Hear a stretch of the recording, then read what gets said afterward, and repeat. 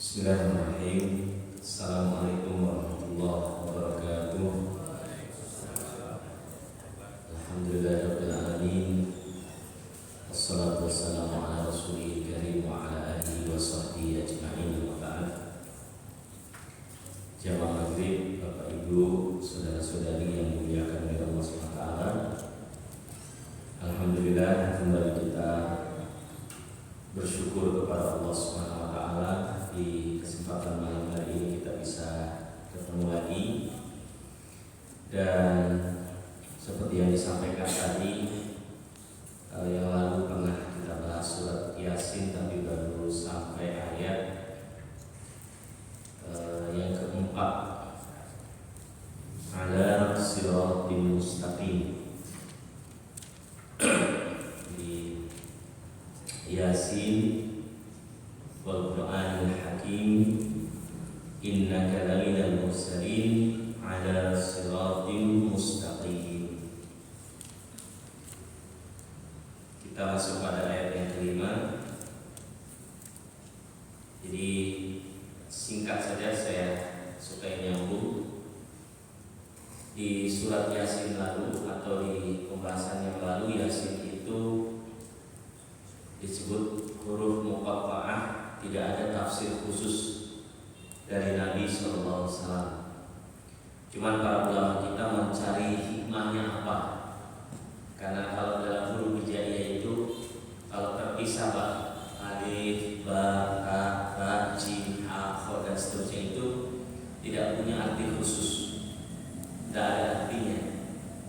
Karena dia huruf, berbentuk huruf, dia tidak ada makna tersendiri. Nah, diawali dengan surat Yasin atau kalimat Yasin ini banyak pendapat ulama, tapi intinya bahwa Allah Subhanahu wa taala menegaskan, ini pendapat yang paling dekat ya. Tidak ada maknanya, tapi seolah-olah Allah mengingatkan Al-Quran ini turun dengan huruf hijaiyah juga. Maka perhatikan dengan baik, Al-Quran tidak ada keraguan di dalamnya. Karena memang biasanya kalau ayat Al-Quran diawali dengan huruf seperti ini, setelahnya Allah berbicara tentang Al-Quran. Seperti Alif Lam Mim dzalikal kitabul la raiba fihi, surat Al-Baqarah ya. Kemudian surat Ali Imran, Alif Lam Mim Allahu la ilaha illa huwal hayyul qayyum nazzala 'alaikal kitaba bil haqq. Itu jadi Ain Sin Qaf dzikru rahmati rabbika abdahu Zakaria dan seterusnya. Ini berbicara tentang Al-Quran. Wal Qur'anil Hakim, maka Allah bersumpah dengan Al-Quran.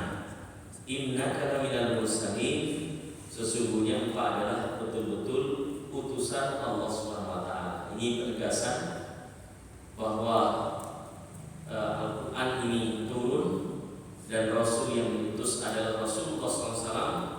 Ditegaskan bahwa jangan khawatir, bahwa ini adalah di antara utusan-utusan Allah Subhanahu wa taala ala siratim mustaqim, di mana engkau berada pada jalan yang lurus. Memang surat Yasin ini Allah berbicara tentang Rasul dan orang-orang kafir. Kemudian Allah berbicara tentang Ahlul Qaryah. Nanti kita akan ketemu Ahlul Qaryah itu satu masyarakat. Kemudian Allah berbicara tentang hari berbangkit. 3 poin utama di surat Yasin. Ala siratal mustaqim, engkau berada di jalan yang lurus.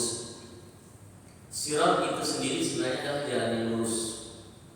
Ya, mustaqim dipertegas lagi.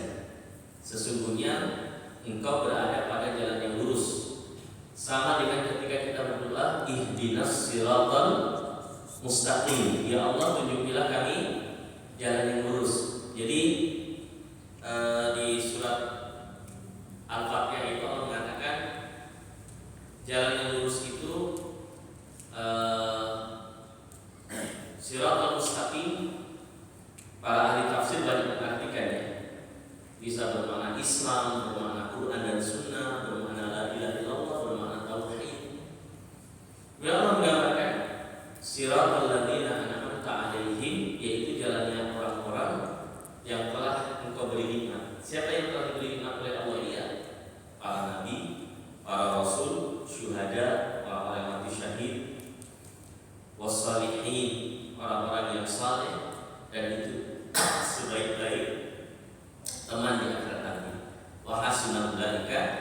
rafiqa. Maka di sini Allah tegaskan lagi karena Allah Subhanahu wa taala menguatkan Rasulullah. Karena kan setelah Al-Qur'an turun kemudian Nabi berdakwah, ujian demi ujian itu luar biasa datang kepada Nabi. Bertubi-tubi. Dan kita jelaskan lalu bahwa surat Yasin ini adalah surat apa? Makkiyah ya. Surat yang turun sebelum Nabi hijrah. Makanya banyak-banyak terkait dengan Al-Quran dan hari berbagi untuk menanamkan iman pada diri orang-orang yang beriman dan juga membantah orang-orang kafir yang tidak beriman kepada Allah. Tanzilal Azizir Rahim yang diturunkan oleh Allah Al-Aziz yang Maha Perkasa, Ar-Rahim yang Maha Penyayang. Di sini juga kita ada pelajaran penting bahwa Allah Subhanahu wa taala dengan segala keperkasaannya, kekuatannya, kebesarannya, ya pokoknya semua maha ada pada Allah Subhanahu wa taala. Tapi Allah Subhanahu wa taala Rahim. Apa itu Rahim? Sangat menyayangi hambanya. Rahmat. Coba bukti rahmat Allah Subhanahu wa taala bahwasanya di dalam hadis disebutkan bahwasanya Allah memiliki 100 rahmat. 99-nya nanti disimpan di akhirat. Satu rahmat itu dibagi di dunia. Maka dengannya lah seorang ibu mencintai anaknya, seorang suami mencintai istrinya, bahkan seekor binatang pun, seorang ibu atau seekor induk binatang pun menyayangi anaknya. Ini semua adalah bagian dari rahmat Allah yang 1% saja yang dibagi-bagi untuk seluruh manusia dan seluruh makhluk di dunia ini. Ada di akhirat nanti 99% Allah siapkan untuk orang yang beriman.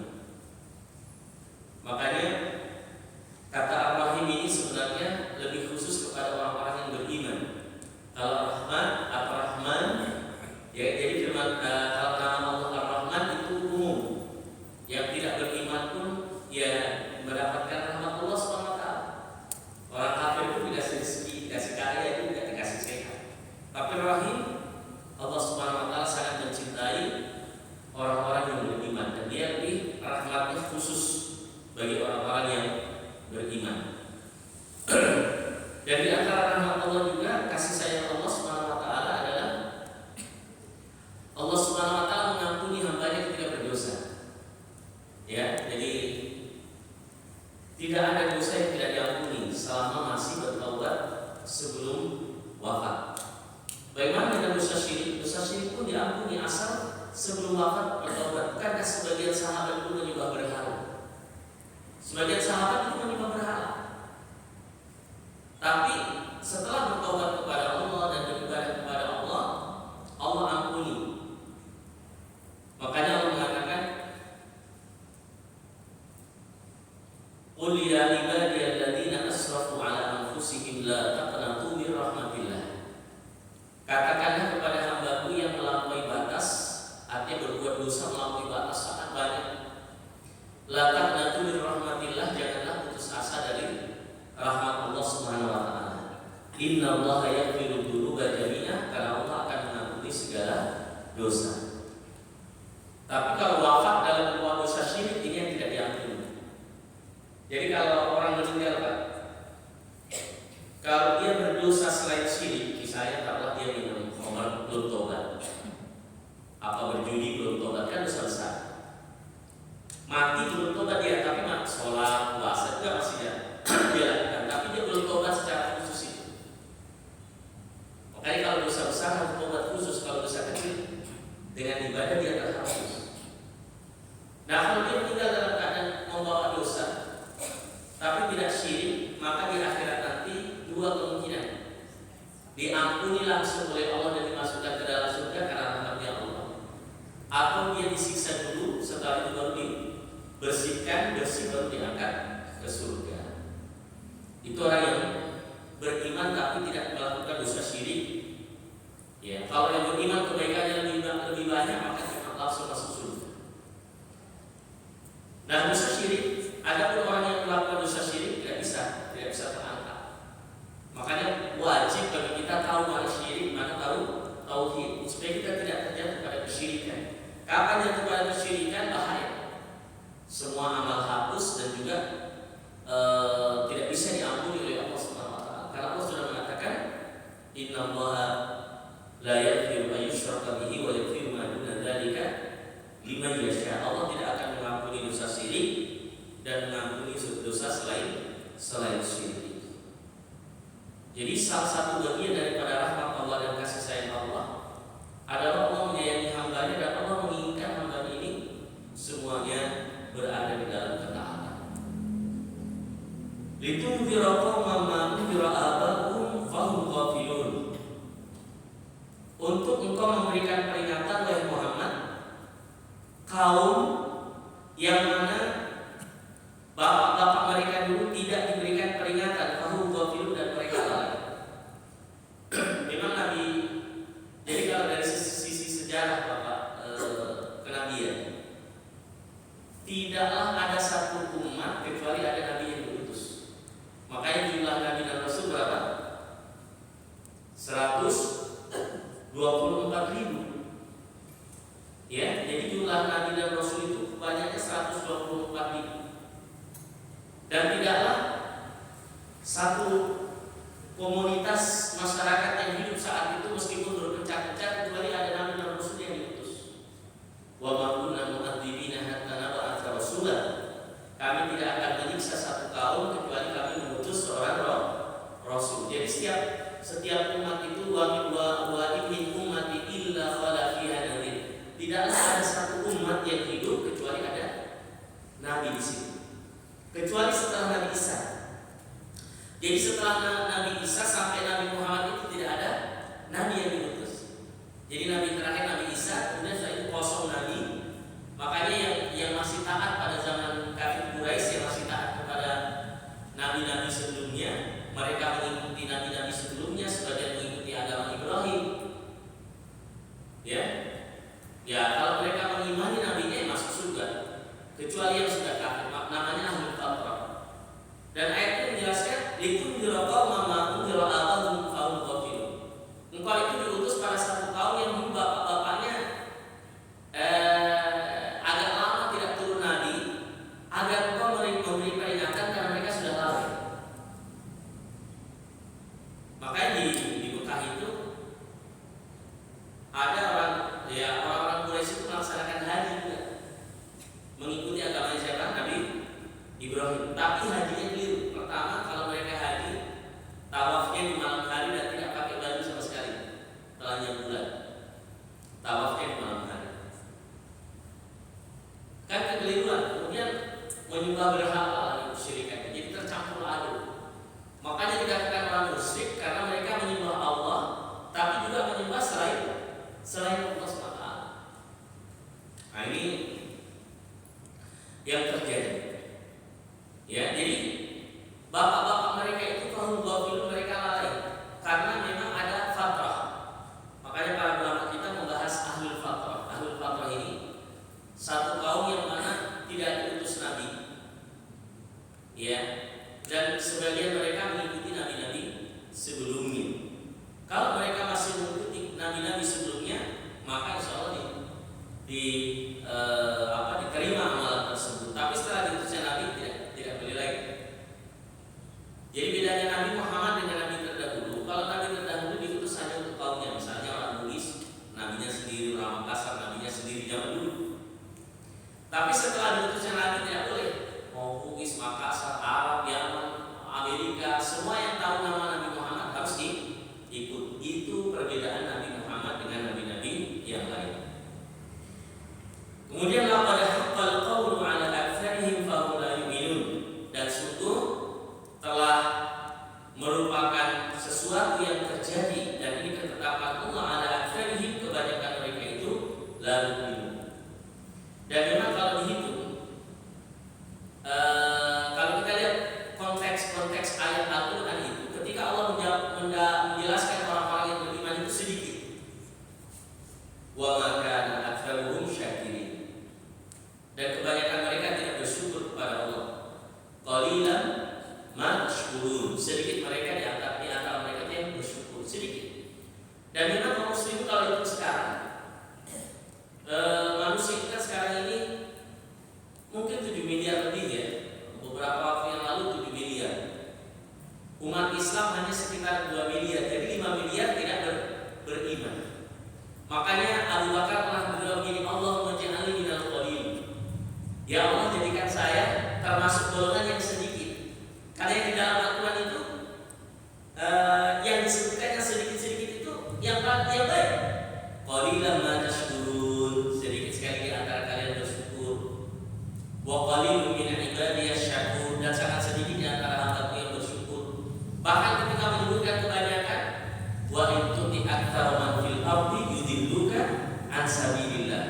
Kalau kamu mengikuti kebanyakan manusia akan menyesatkan kamu dari jalan Allah Subhanahu wa taala. Makanya tidak selamanya yang banyak itu benar.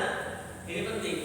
Tapi bukan berarti kita tidak boleh memperbanyak kaum muslimin, bahkan harus memperbanyak. Kita sebagai pengurus masjid misalnya tidak boleh mengatakan memang sedikit yang bersyukur jadi dalam masjid ini biar memang begitu. Tidak boleh begitu. Tapi kalau namanya beriman, kita harus berbanyak. Sebanyak orang beriman, lebih banyak orang yang tidak beriman. Makanya kalau kita termasuk yang sedikit, alhamdulillah kita termasuk yang 2 miliar.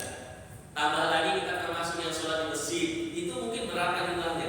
Tambah lagi yang mau mendengarkan pengajian, itu sedikit lagi jumlahnya. Tambah lagi yang bisa sholat malam, sedikit lagi jumlahnya. Terus begitu. Makanya Abu Bakar berdoa, Allah menjadi minal qalil, ya Allah jadikan saya termasuk orang-orang yang sedikit. Ya. Laqad hafal qawlu ala aktsarihim fa hum la yu'minun. Kebanyakan manusia yang tidak beriman kepada Allah SWT.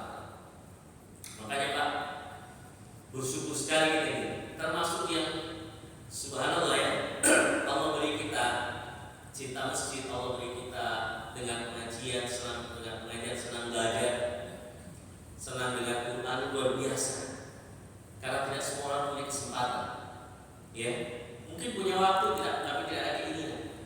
Mungkin ada keinginan tapi sakit, atau masih ada kegiatan yang lain mungkin sangat mendesak yang harus selesai. Maka bersyukur dan kita tekuni.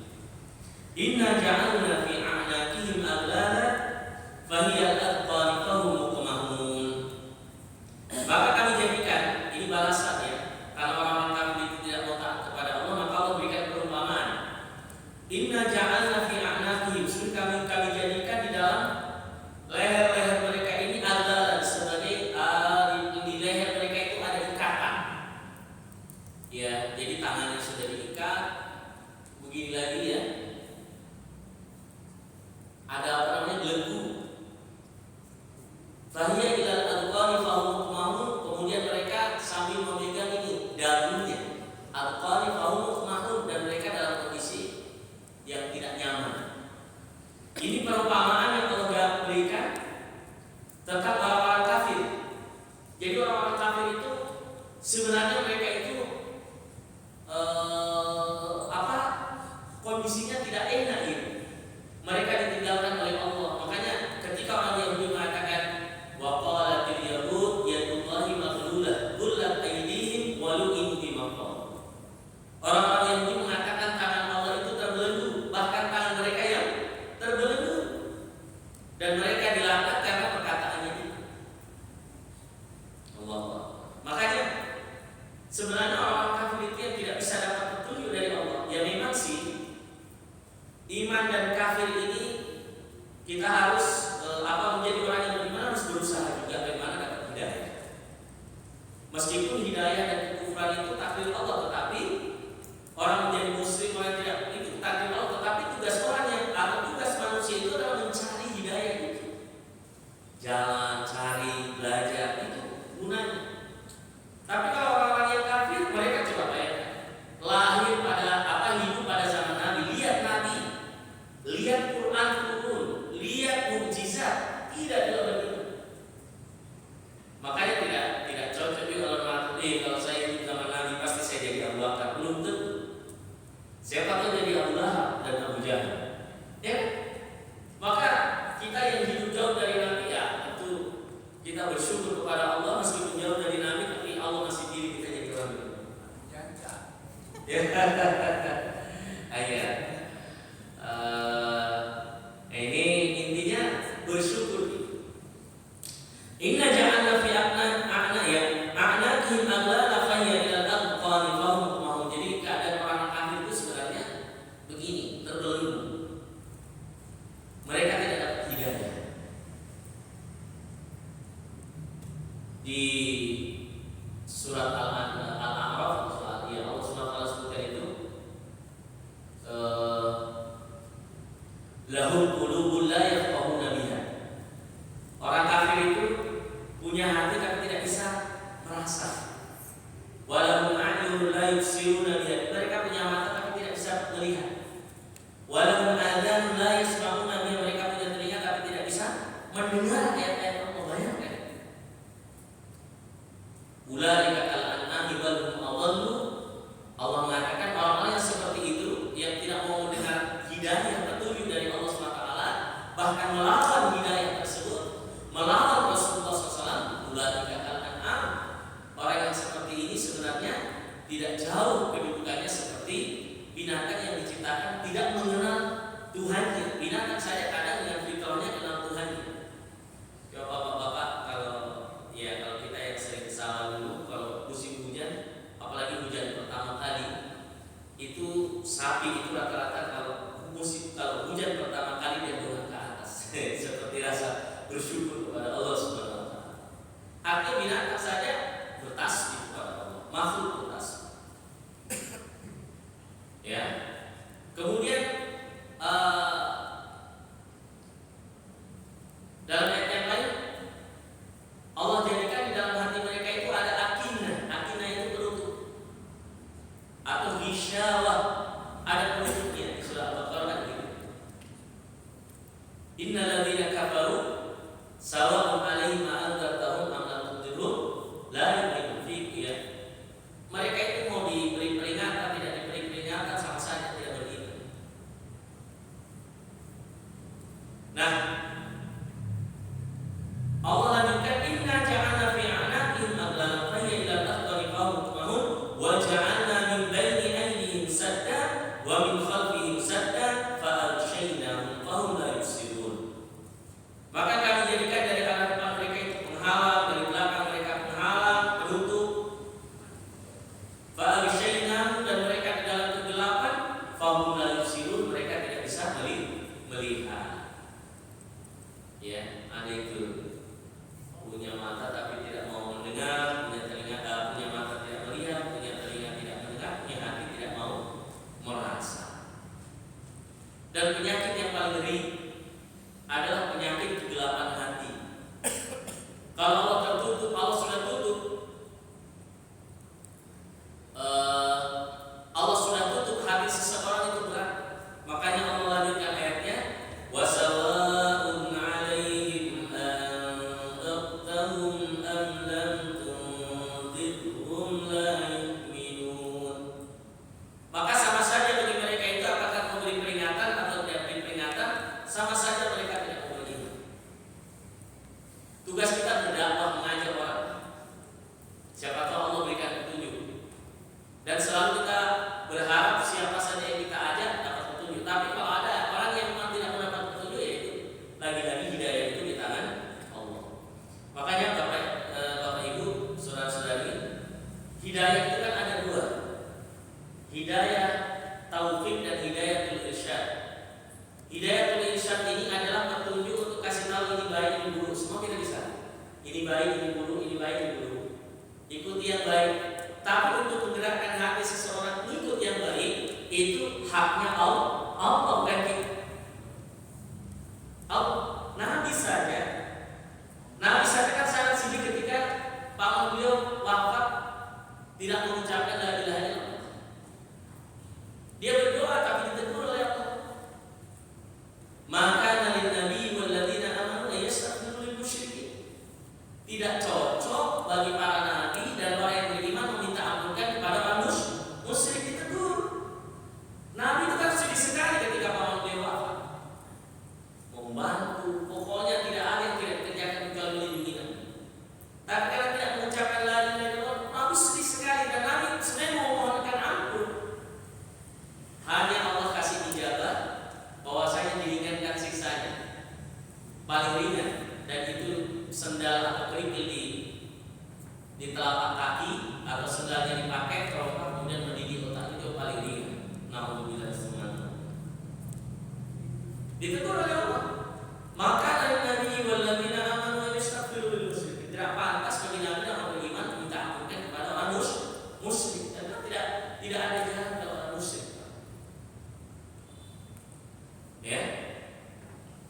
Sawa'un 'alaihim anzartahum am lam tunzirhum la yu'minun. Kemudian Allah mengatakan, innama tunziru man ittaba'a dzikra wa khasyiya ar-rahmana bil ghaib fabashshirhu bi maghfiratin Sesungguhnya tugasmu itu adalah memberi peringatan orang-orang yang mau mengikuti peringatan itu. Wa khasyiyar rahman, dan takut kepada Allah bil ghaib. Ini juga penting. Takut kepada Allah bil ghaib ini adalah manusia ini meskipun tidak melihat Allah tapi menempatkan Allah pada posisi yang tinggi di dalam hati. Makanya Allah sebutkan dalam surat An-Nazi'at itu. فأما من خاف مقام ربه ونهى النفس عن الهوى فإن الجنة هي المأوى. Adapun orang yang takut akan kedudukan Allah, maqam rabbih, kata para ulama kita, manusia itu bisa menempatkan Allah di dalam dadanya itu sebagai sesuatu yang paling agung, paling besar, sehingga meskipun dia tidak melihat Allah, maka dia merasa selalu diawasi oleh Allah SWT. Inilah tingkatan din yang paling tinggi. Makanya kalau kita belajar di dalam agama kita ini ada tingkatan agama, maratibud din. Ini terkait dengan hadis Jibril. Yang pertama Islam, iman, kemudian apa yang ketiga? Ihsan. Ketika Rasulullah ditanya tentang ihsan, apa jawaban Nabi SAW? Anta budallah ka'annaka tarahu. Engkau beribadah kepada Allah seolah engkau melihatnya. Fa in lam takun tarahu fa innahu yarak. Kalau kau memang tidak bisa melihatnya, maka Allah melihat kamu. Merasa diawasi. Bil ghaib. Allah yang maha gaib, tidak bisa kita idrak, tidak bisa kita bayangkan. Kita tidak bisa melihatnya, tapi kita beriman. Ya. Kemudian fabashshirhu bimaghfiratin wa ajrin karim. Maka berilah kabar gembira kepada orang tersebut yang tunduk kepada Allah, takut akan kekuasaan Allah, kebesaran Allah. Kalau takut kepada Allah mendekat, berbeda kalau takut dengan makhluk. Takut dengan makhluk kita menjauh. Tapi kalau kepada Allah takut kita semakin dekat. Hanya saja para ulama kita membagi, ya tapi panjang penjelasannya, menjelaskan dalam bahasa Arab itu takut paling tidak ada dua kata yang sering disebut. Pertama khafa, yang pertama khasyiyah. Khafa itu artinya takut, khasyiyah juga takut. Tapi kata para ulama kita, kalau khafa takut atau khasyiyah, takutnya itu lebih tinggi daripada khafa. Kalau khasyiyah itu takut kepada Allah betul-betul karena dia tahu pengagungan Allah SWT, maka dia takut. Makanya Allah mengatakan innama yakhshallah min ibadihil ulama. Sesungguhnya orang yang paling takut kepada Allah di antara hamba ini adalah orang yang paling tahu tentang Allah Subhanahu wa taala. Fabashshirhu bimaghfiratin wa ajrin karim. Berilah kabar gembira kepadanya dengan ampunan dan balasan yang besar. Jadi orang-orang yang pada zaman Nabi awalnya kufur kemudian beriman, maka itu luar biasa ya, akan diampuni dosanya oleh Allah dan dimasukkan ke dalam surga oleh Allah SWT. Ini memberikan motivasi. Ya bahwasanya orang kafir yang meskipun memerangi Islam, tapi seperti siapa yang membunuh Nabi? Suraqah bin Malik. Suraqah bin Malik dia masuk Islam. Bahkan setelah pada zaman Umar, ketika ditaklukkan Baitul Maqdis, Masjid Al-Aqsa dan Yerusalem secara umum, itu Nabi pernah mengatakan Suraqah nanti ini dia akan dapat gelang dari gelangnya Romawi. Maka ketika ditaklukkan, maka dicarilah mana Suraqah. Dicari oleh Umar, akhirnya dikasih ghanimah berupa gelang yang dipakai oleh Raja Umar. Subhanallah. Inna nahnu nuhyil mauta wa naktubu ma qaddamu wa atharahum wa kulla syai'in ahsaynahu fi imamin mubin. Sesungguhnya kamilah yang menghidupkan yang mati, wa naktubu ma qaddamu wa atharahum, dan kami menulis segala sesuatu yang apa telah mereka lakukan dan bekas-bekasnya.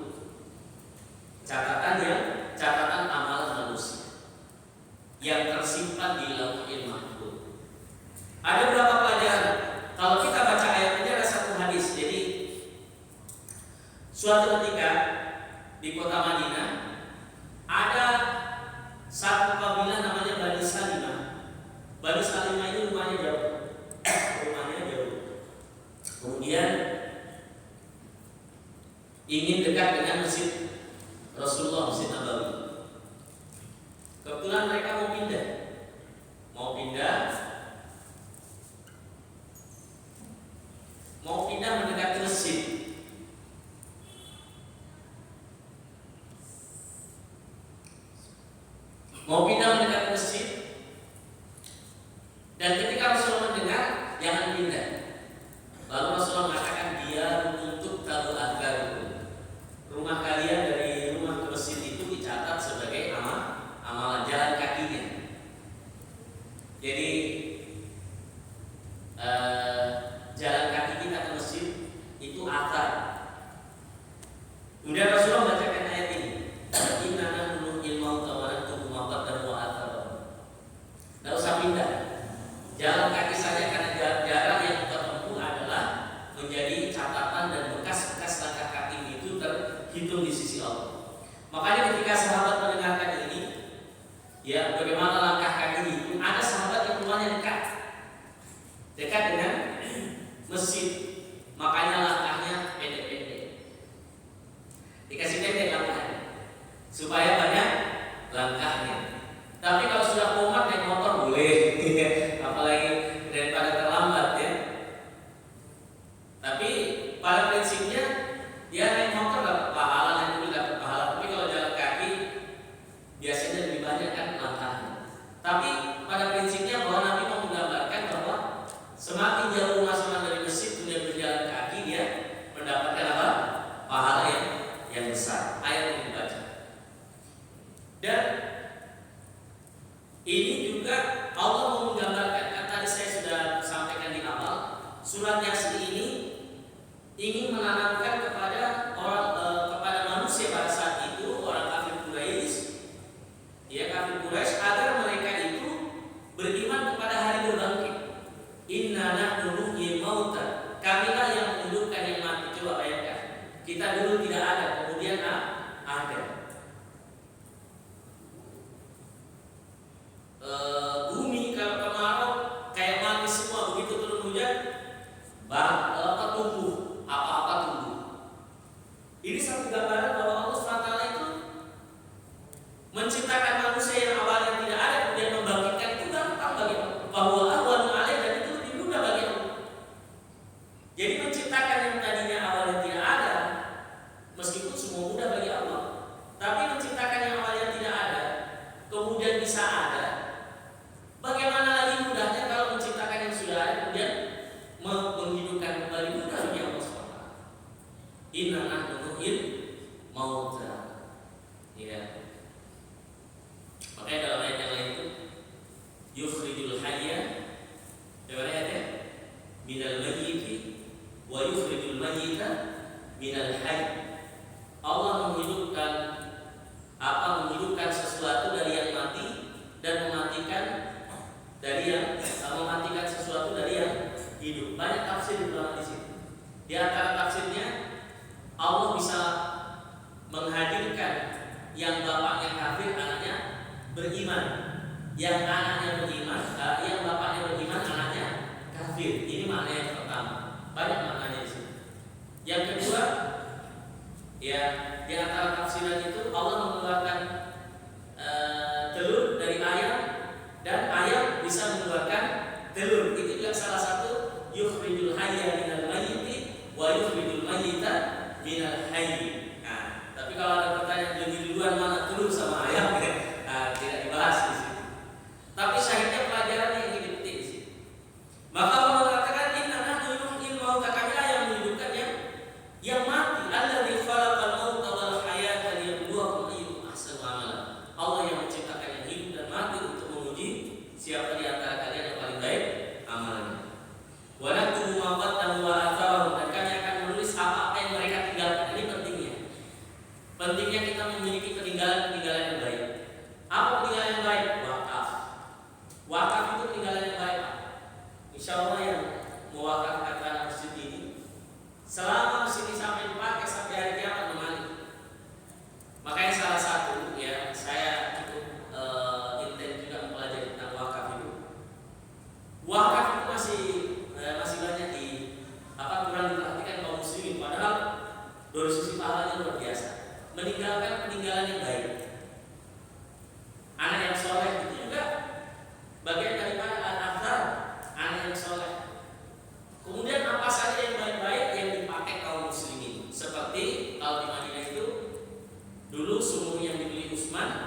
kemudian diwakafkan untuk kaum muslimin dan sekarang menjadi hotel dan hasilnya itu mengalir sampai sekarang dan sampai hari kiamat insyaallah. Wa kullu syai'in ahsaynahu fi imamin mubin, dan segala sesuatu itu kami catat di dalam buku di Lauhul Mahfuz. Imamin mubin, imam itu bisa bermakna buku. Jadi saya agak lupa ini, saya coba di surah di dalam Al-Quran. Kami akan bangkitkan, ya ini yang salah dipahami oleh sebagian orang yang tidak belajar tafsir ya biasa. Tunggu sebentar, saya carikan dalam Al-Quran.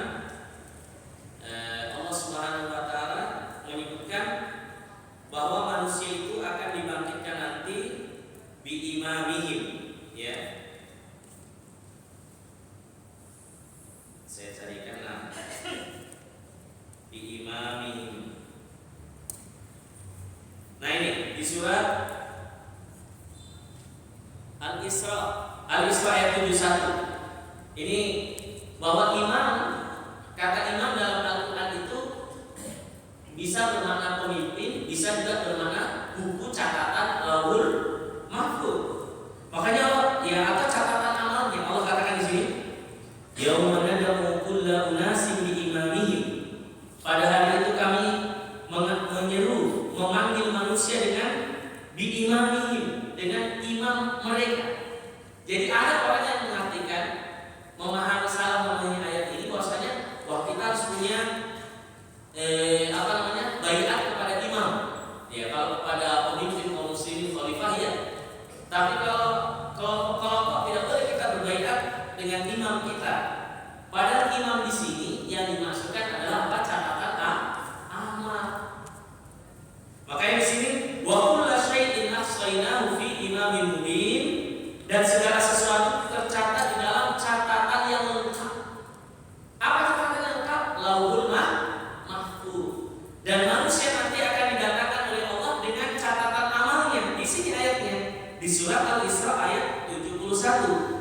Yauma nad'u kulla unasin bi imamihim faman utiya kitabahu bi yaminihi fa ulaika yaqra'una kitabahum wa la yuzlamuna fatila.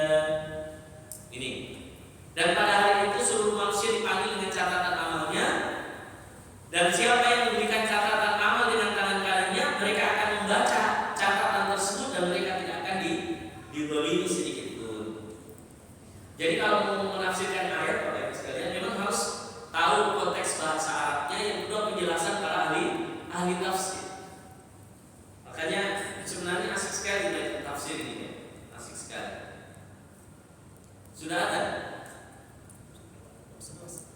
Lewat 11. Hah? Lewat 11. Masih berapa menit?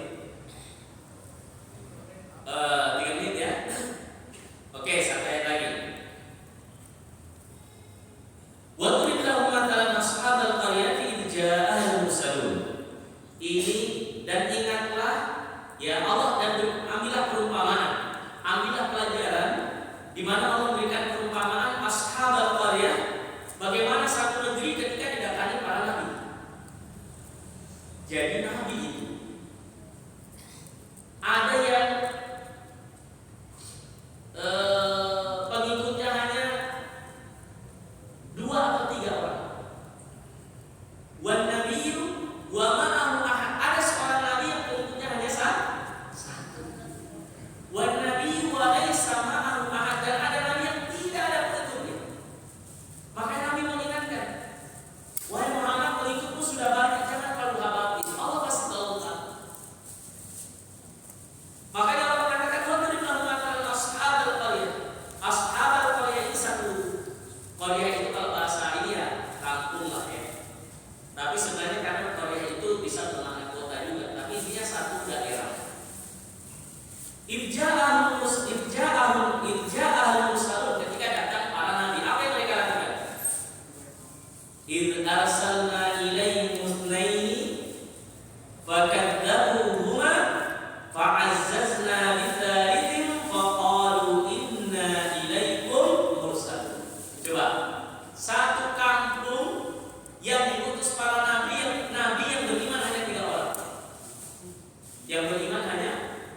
orang saja di dalam ayat ini. Id arsalna ilaihim itsnain fakadzabuhuma. Sudah diutus dua nabi, tidak mau beriman, fakadzabuhuma, mendustakan para nabi tersebut. Fa'azzazna bitsalitsin, kemudian kami perkuat lagi dengan yang ketiga. Jadi satu kampung yang beriman cuma berapa? 3 orang. Ini pelajaran penting. Biasanya Pak, Nabi mengatakan kalau kalian musafir 2 orang, ya Nabi mengatakan kalau 1 orang itu syaitan, artinya balik gangguan. Kalau 2 orang masih 2 syaitan, tapi kalau 3 berarti disebut jamaah. Karena kalau 3 orang inilah akan menjadi kuat. Maka ini Nabi diutus 2 orang tidak beriman, diutus yang ketiga untuk menguatkan, tapi toh disebutkan para ulama kita, mereka ini di satu kampung itu tidak beriman kecuali hanya 3 orang yang diutus oleh Allah Subhanahu wa taala. Jadi kalau Bapak Ibu, saudara-saudari berdakwah, menyampaikan, mengajar, ada yang ikut, ya alhamdulillah. Ada teman Nabi, tidak ada pengikutnya.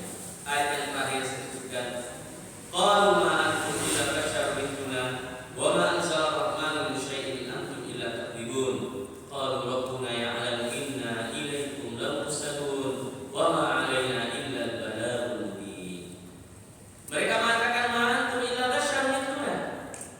Kalian itu utusan Allah tapi seperti kita manusia biasa. Dalam ayat yang lain mengatakan yamshuna fil aswaq.